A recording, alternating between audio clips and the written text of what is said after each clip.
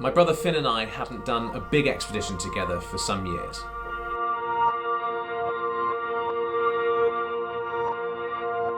We wanted the trip to be, firstly, to somewhere remote.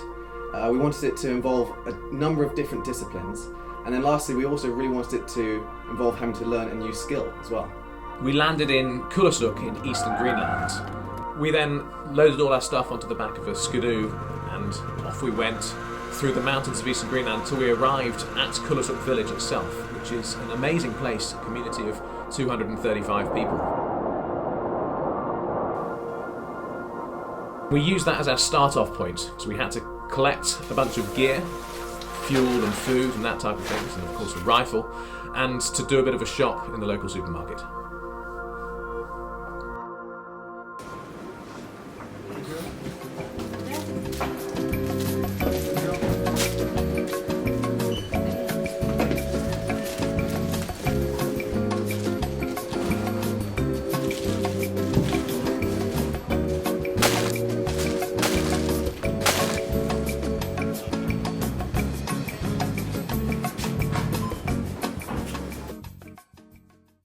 So we arranged for a local chap to drop us off by boat at the end of a frozen fjord, and from there we were totally on our own.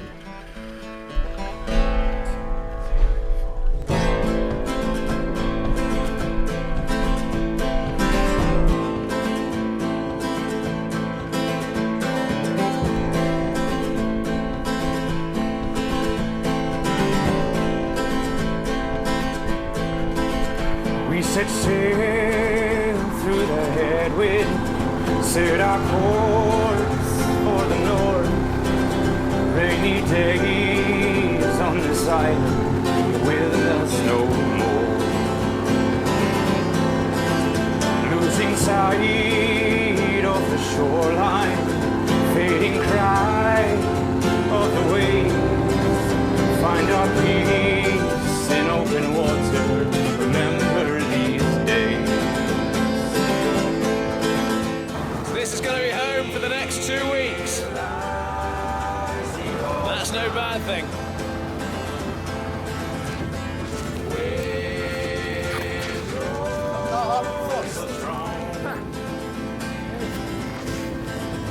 Arctic Fox. 2 Arctic Fox. Jump off of this. Yes.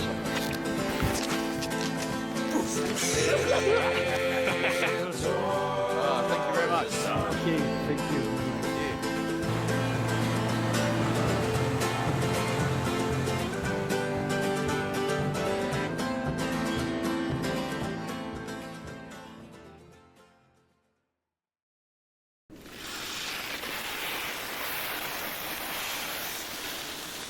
We clipped into our sledges and man-hauled our gear down the valley until we found a decent-looking campsite.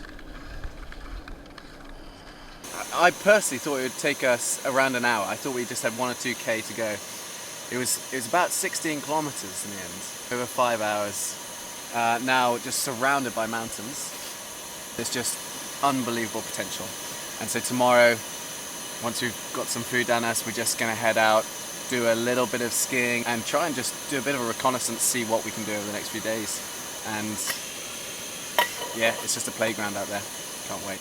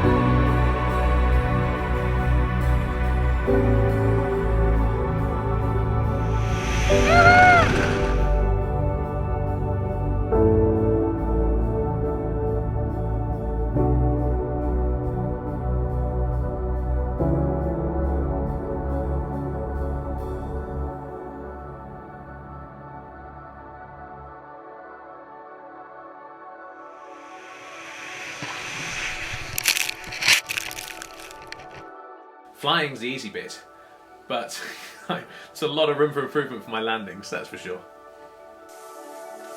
6 months before this, we'd never even heard of speed flying. And we only bought our wings 3 months before, and that flight off the glacier was only my 6th ever flight. This is where we've ended up.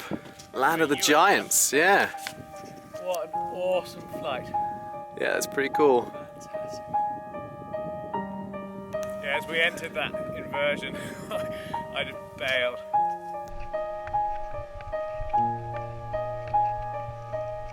So our evening ritual started with setting the bear alarm. And then we'd head into the tent and get dry and prepare our food.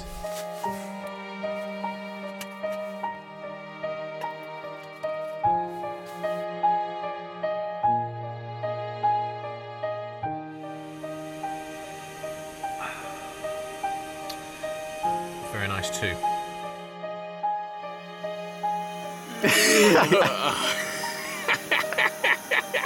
It's absolutely horrendous.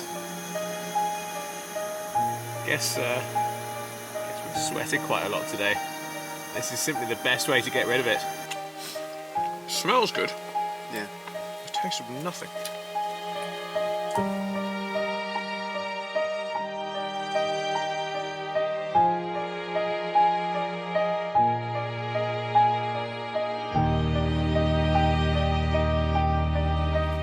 At the end of the evening, we would go about doing our business.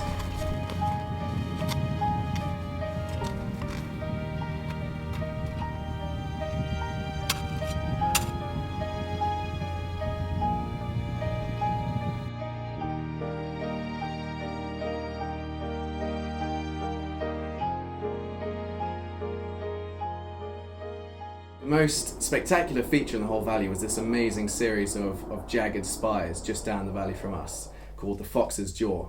Something got lost in translation though, so we call it the Wolf's Teeth. So we made one of those jagged spires our first climbing objective.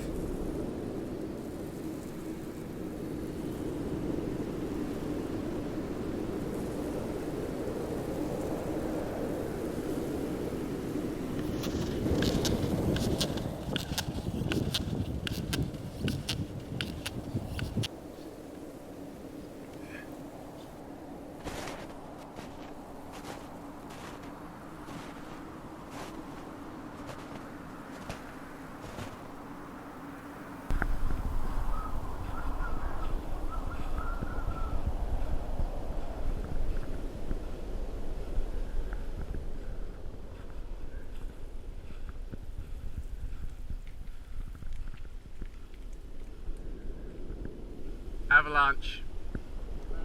Got that.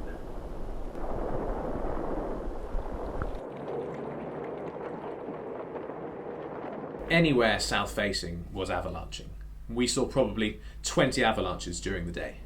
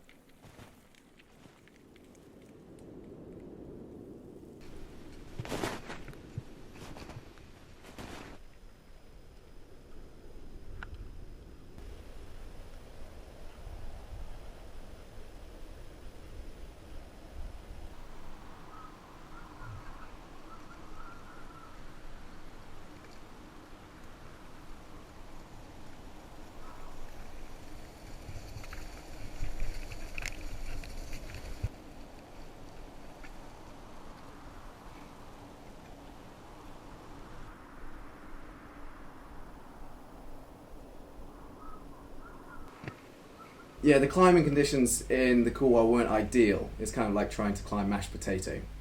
And we could see avalanches just going off all around us. And when we got to the saddle, we decided that it just wouldn't make sense to try and ascend to the top of the tooth. So we just decided to change our angle of attack for the day and go for an amazing flight instead.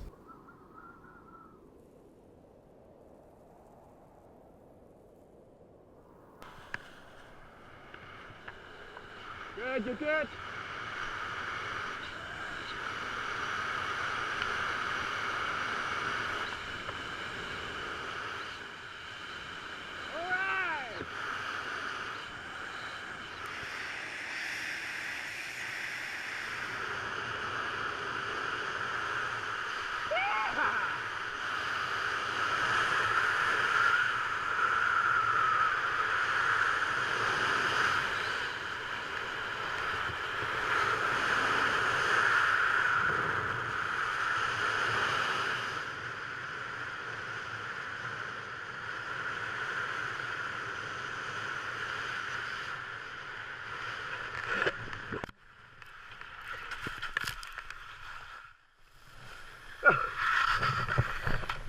Oh, Jesus Christ. Where's Niall? Niall was nowhere to be seen. And an hour later, he was still nowhere to be seen. And so you can imagine what was going through my head at this point. I was just imagining him crumpled in a crevasse somewhere up on the mountain. So I packed up all the gear that I thought I'd need to potentially go and rescue Niall out of a crevasse and started skinning back up the slope, and I thought I was facing a really long climb back up to potentially find a dead body. We took off together and it was perfect. Flying side by side, whooping and hollering to each other. It just felt amazing. And then I realised I was going to touch down again, which is fine because you can just brake and carry on skiing before you take off. But I just didn't brake hard enough and I didn't angle myself down the fall line. So I touched the slope, crossed the fall line, probably 40 miles an hour, and just couldn't control it. Turned around and saw Finn disappearing off over the edge and out of sight. I was fine, I wasn't hurt. It took me a while to dig myself out of the powder and then go and find my missing ski. But essentially I was unhurt.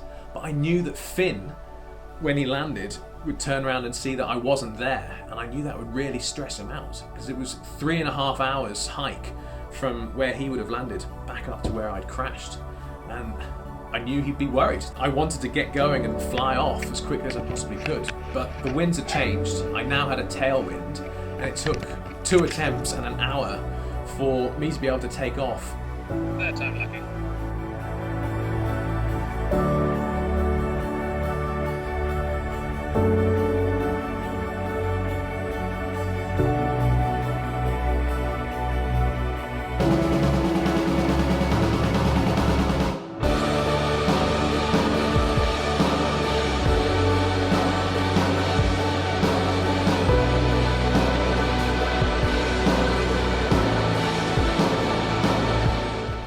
Best moment of my life, I looked up to see this orange canopy flying towards me.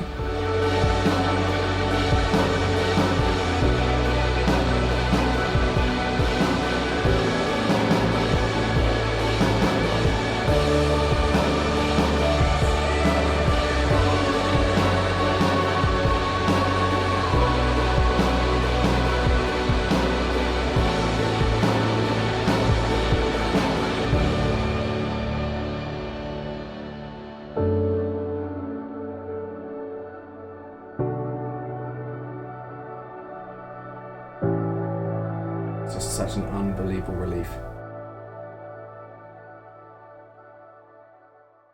One of the main things that we wanted to achieve with the expedition was to fly off the very summit of one of the mountains in the valley. And there was this one particular mountain which we could see through the porch of our tent when we sat cooking, and it just looked perfect, absolutely perfect. So when we got a forecast through for northwesterly winds, which were just right, we went for it.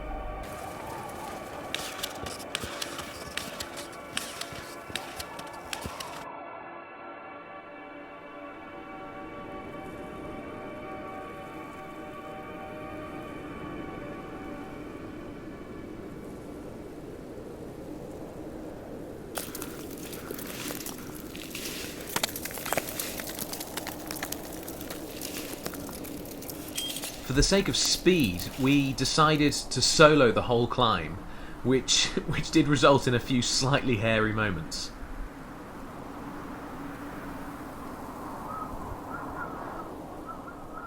Around 3/4 of the way up the mountain, it became quite apparent that the winds were unusually strong that day. But worse still, they were 180 degrees out from the direction we needed to safely fly off the summit. And we knew this would make for a really challenging takeoff. This was Niall's first flight since his crash on the Wolf's Tooth Glacier, and what was even more concerning was it was a real do-or-die takeoff. You have 50 metres to get it right, and then you're off a cliff.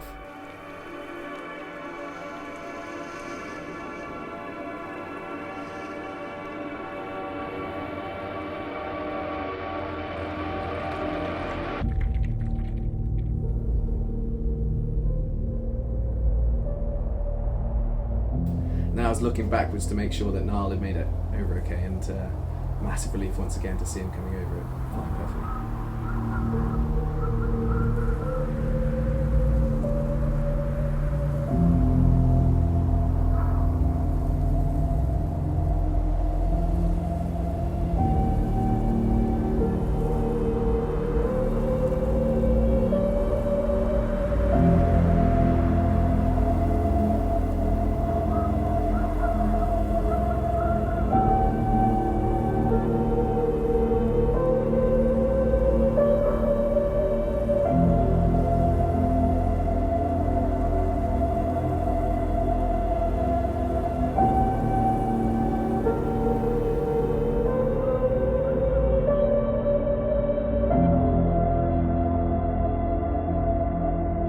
That day was 6.5 hours up and under 4 minutes down.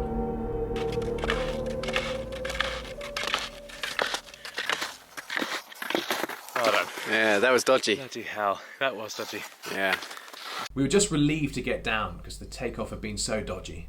And as we got into camp, the winds changed and really picked up, and that night we were hit by a pittorak, an Arctic storm.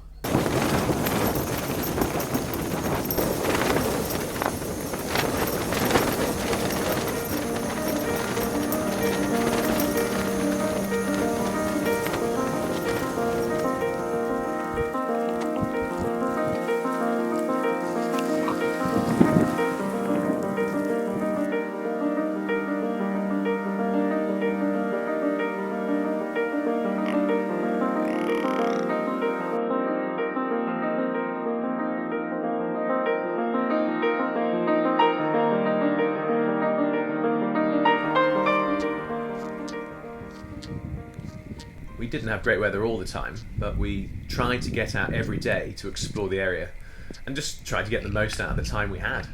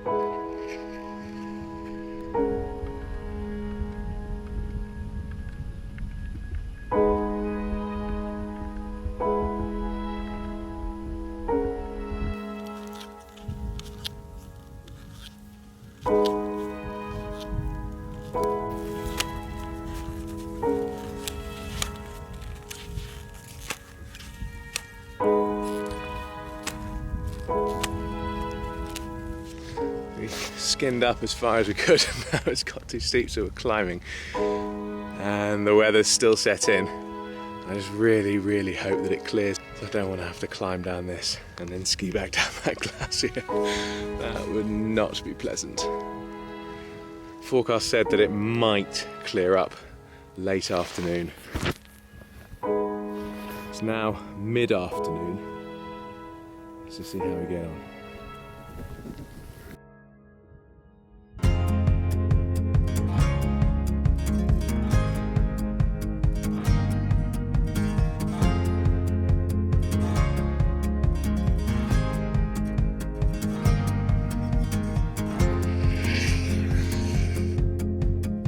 Spotted fire in the distance, and remember times of old. If you lose your direction, you will find it in your soul.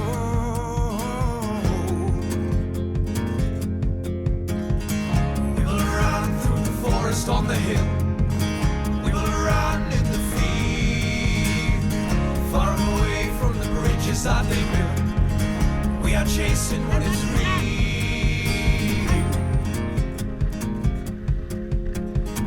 We head north for the tower. We seek refuge from the rain. Carry men who have fallen time and time again.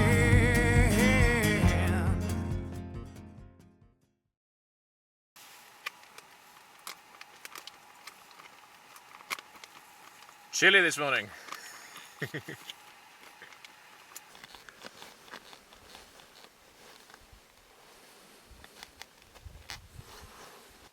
Temperature reckon it is, Finn? Minus 15? You reckon? Give or take. Yeah, that's... Minus 18 last night. Yeah, not as cold as last night. Best way to get warm is to get climbing. Probably not flying, but go climb that. Basically a frozen avalanche, which looks like it might have thawed and then frozen enough to be climbable. Could be a lot of fun. My wing, your wing, my harness, your harness. 2 sets of ropes, 2 sets of boots, my harness with a little extra rack, your harness, my crampons, your axes, my axes. Toys for a fun day. Absolutely. Yeah, it's looking good. It's just absolutely freezing.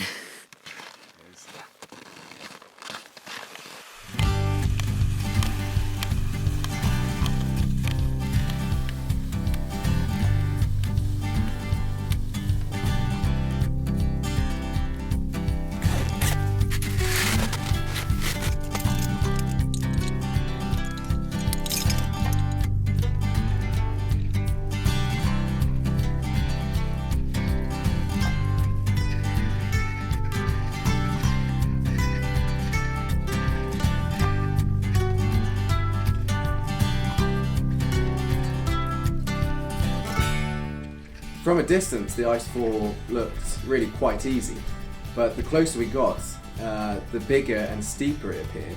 And by the time we were at the bottom, we realised actually this is going to be quite hard.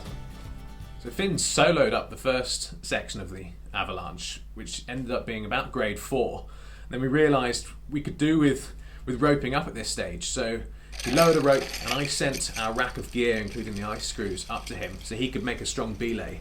And then I climbed up and joined him at that belay stance before he set off on the really steep pitch.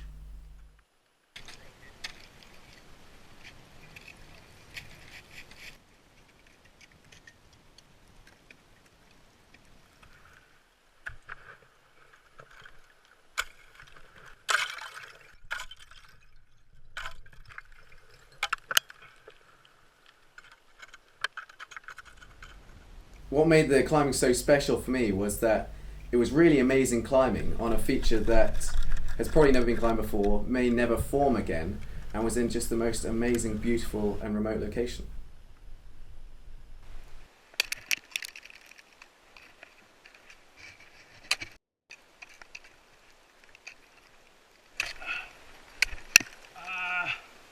That holds.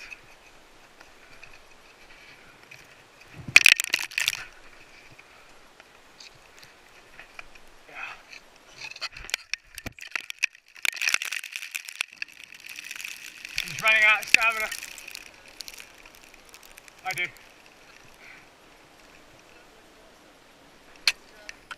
Yeah, it's good. It's good. Yeah, I just got so little stamina left. Wow. Okay.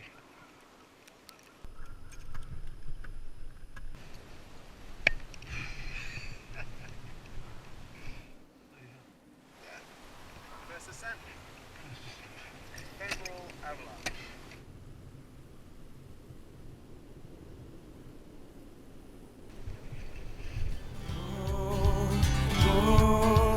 Brothers, we will roam. Go, go, you are not alone. Go, go, brothers, we will roam. Go, go, you are not alone. Go, go, brothers, we will roam. Go, go, you are not alone. Go, go, brothers, we will roam. So we were really happy with what we'd achieved on the trip, and we had ticked off everything that we wanted to achieve, but we weren't quite satisfied with our flight from the previous summit. So when we woke up on our last day and we had amazing weather, we knew exactly what we wanted to do.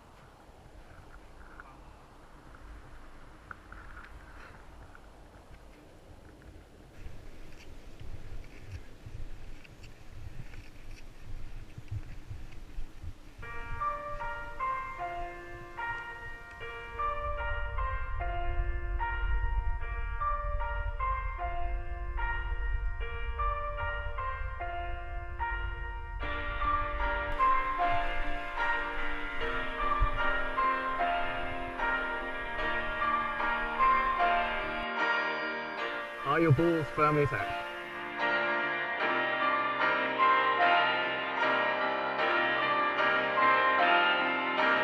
This is my last chance, the highest point on earth, and I could be the first. Now, twice now, I left home, and twice I have returned. A failure, here's a third, and life.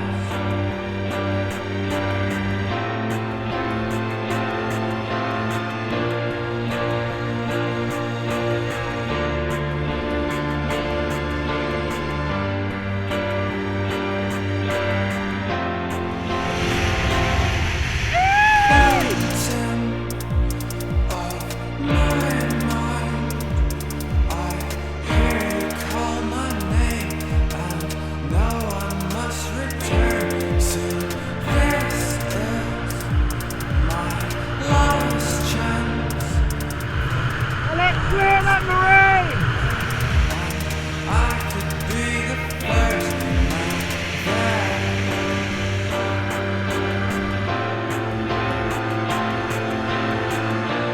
On the skyline, there's a silhouette. It's the last time we will see you in the future. They will find your bones for the moment. You're not going home as the clouds start closing in again. We say farewell for the last time. That was absolutely insane! Man! Woo! We finished, we landed in such a burst of euphoria that it's totally revolutionised the way I see expeditioning. We went out just wanting to have an adventure, and that's exactly what we had.